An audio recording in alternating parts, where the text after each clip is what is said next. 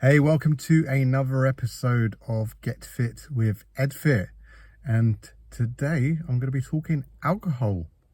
Big topic, big topic. This time of year, alcohol is very, obviously, alcohol's a big part of many cultures around the world. And, especially this time of year with the festivities up and coming, there's going to be a lot of people that will be drinking and drinking to excess. And I'm not going to be telling you not to do that.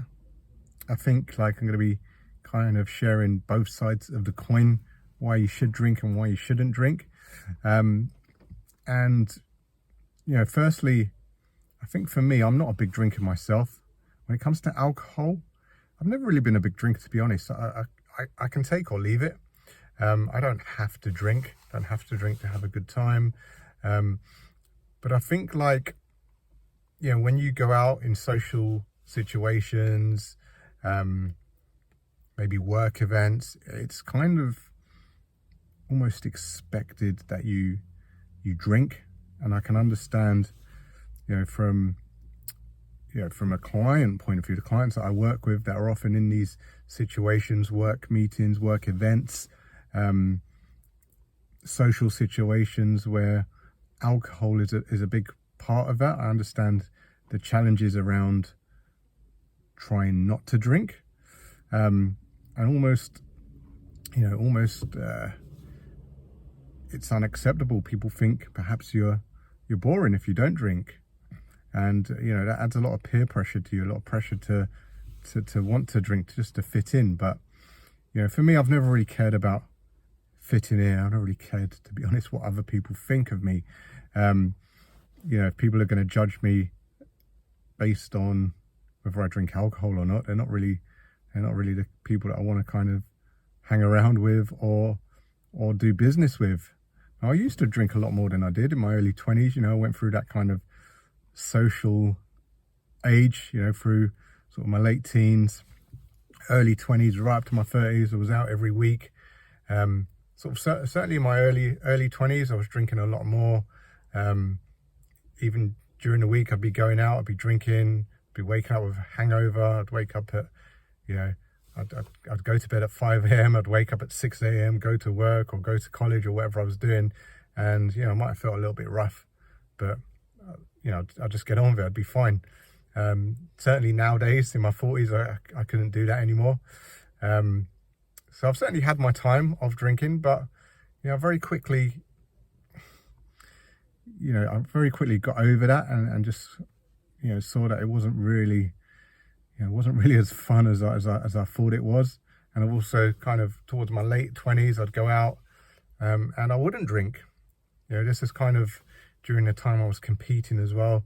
I was I had to be in great shape for an upcoming competition, but I didn't want to stop going out. So I kind of wanted to still have a bit of a social life and not be a complete, outcast. So I still like to go out, still like to be social, see my friends, but I just chose not to drink. I would have maybe just a Diet Coke, and I wouldn't consume any alcohol.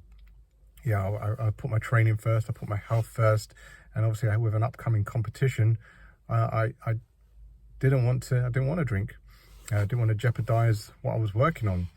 And when I first kind of went through that transition, my friends, I think they thought it was a bit strange at first, but deep down, I think they kind of respected what I was doing, and they become acceptant of that, because it was quite a transition from someone who was, like I said, I was never really a heavy drinker, but I would go out, I would have a few drinks like you do, but from doing that to drinking water or drinking Diet Cokes, it's quite a transition. But as I said, my friends become acceptant of that, and they respected what I was doing, and I think they were, in the end, they were quite in awe of what I was doing. When the results, when I kind of got into my best shape and I was going on holidays, I was walking around with, six pack, from a few years ago where I had a belly, I had man boobs.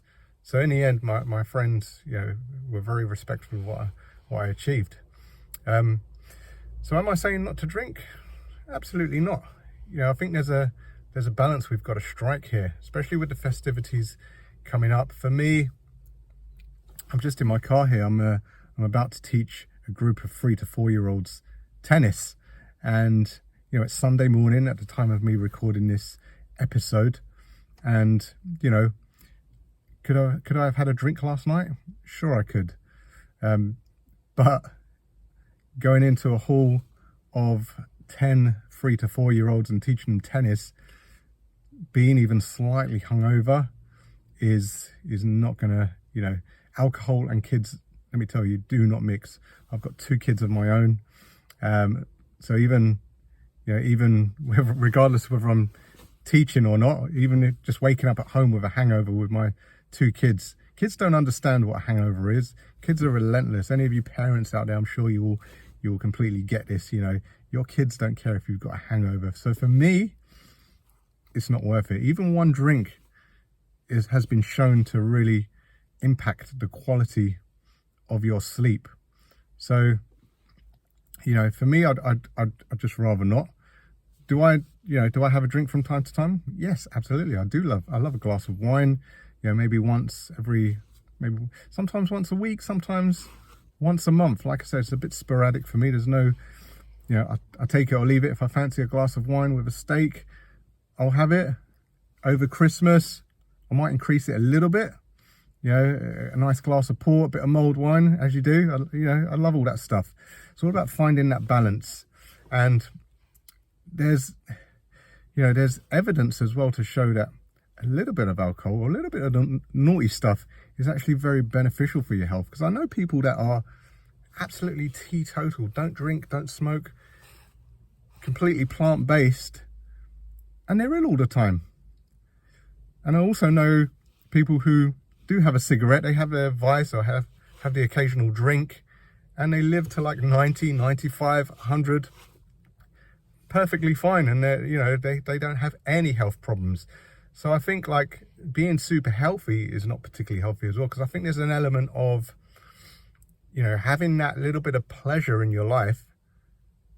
I believe that the mental health benefits far outweigh the negative impact on your physical health. Obviously, there's a point of diminishing return if you're drinking, drinking for pleasure,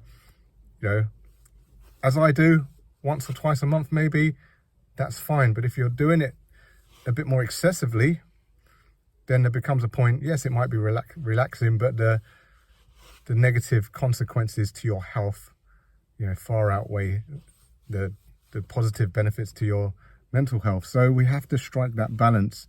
I think having a little bit of chocolate, the odd cigarette, the odd glass of wine is actually much better for your health than not doing it and being absolutely perfect with your diet and perfectly super healthy. Because like I said, I know a lot of so-called healthy people who don't do anything like drinking, smoking.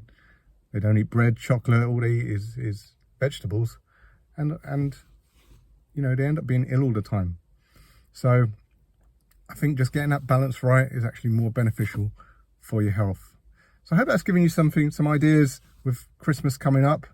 Am I telling you not to drink? Absolutely not. But it's all about finding that balance.